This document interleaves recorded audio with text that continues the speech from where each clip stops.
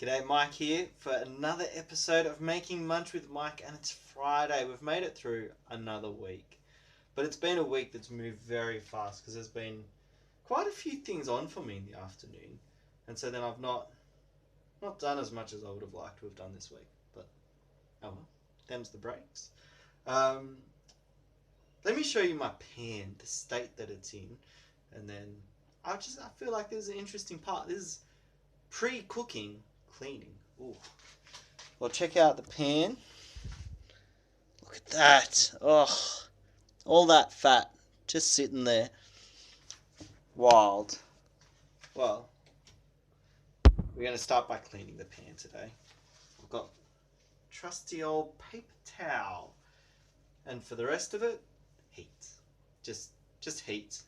Heat kills a lot of bacteria. So, yeah. There's just some chunky bits in there. I think my sausage skins have suffered from the freezing process. They don't enjoy cryogenics. Yeah. I suppose I could have set you up so that you could watch the oil melt. Could have been fun, but I didn't do it. So, maybe another time. But it very smoothly goes from like solid white to now it's already just clear, and it just looks so black and shiny, like black because there's the fry pan underneath. But yeah, so I'm just rolling the fat around because I do want there to be fat on the pan. I don't want to end up taking all the fat away, but the thing is the lumps. I don't really want to leave any of those lumps in there.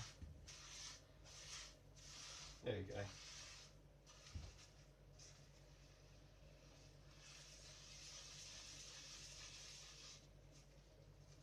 go. Nice. And the fat looks a little bit dark, but not crazily so. Oops. Careful. I don't know. That looks good. There we go. Yeah, wasn't that a fun ride? Cleaning the fry pan. Yeah. I used to be a bit more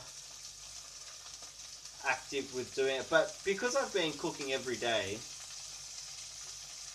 I've been a bit more like, oh well, it's not that long in between uses, so it's not like the fat's getting that bad or anything. I think my concern is how much sausage stuff gets in there.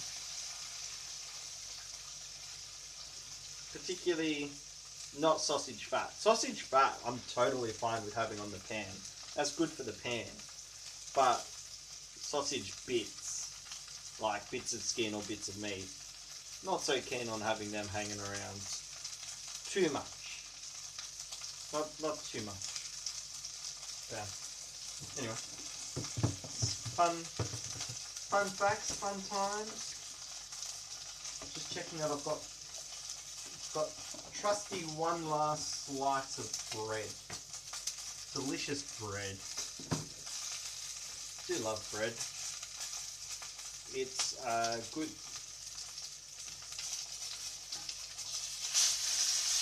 Oh.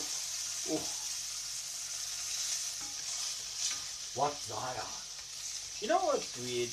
I suppose it makes sense. But in the Matrix, when Neo's like, "What's Zion?" I suppose not everyone knows that Zion is a place. Maybe. Who knows? Yeah.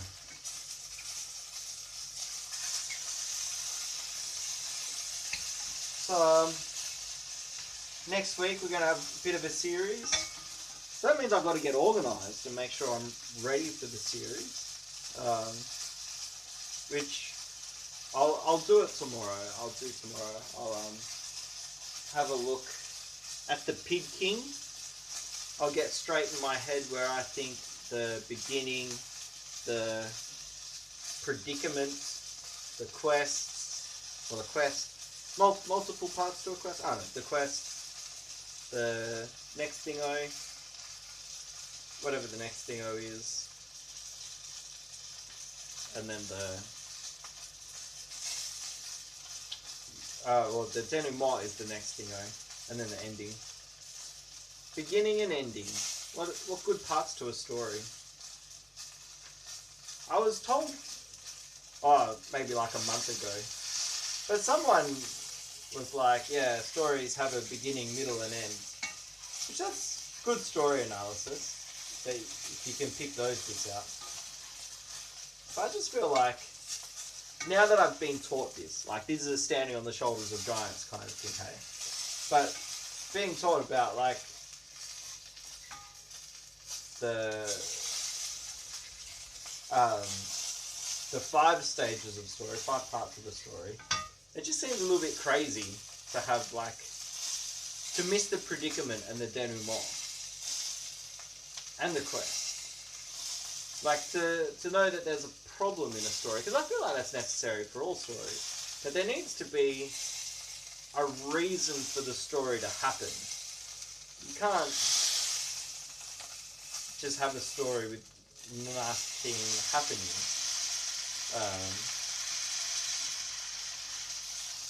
Yeah.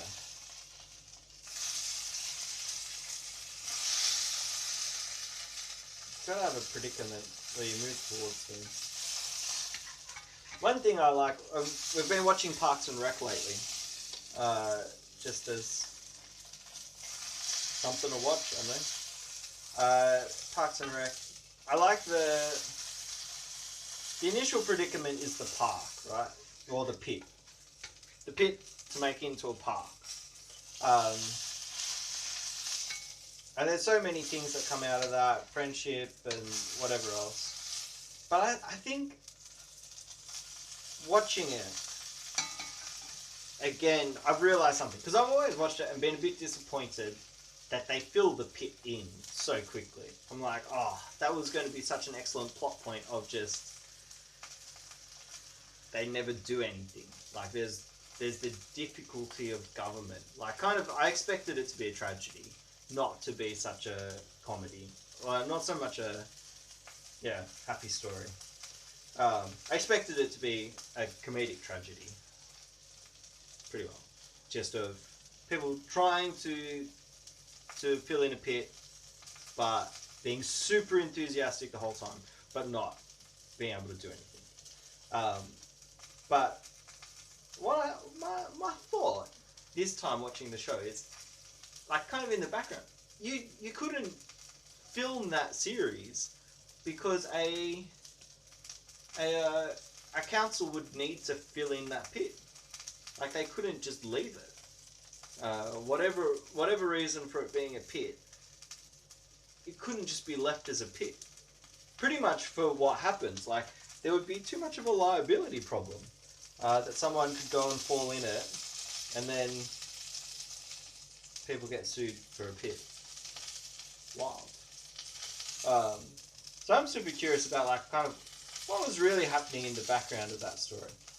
Like, that's not really enjoying the show, because the pit kicks everything off, and that's just our entrance into Leslie Knope's whole political movement, the whole thing of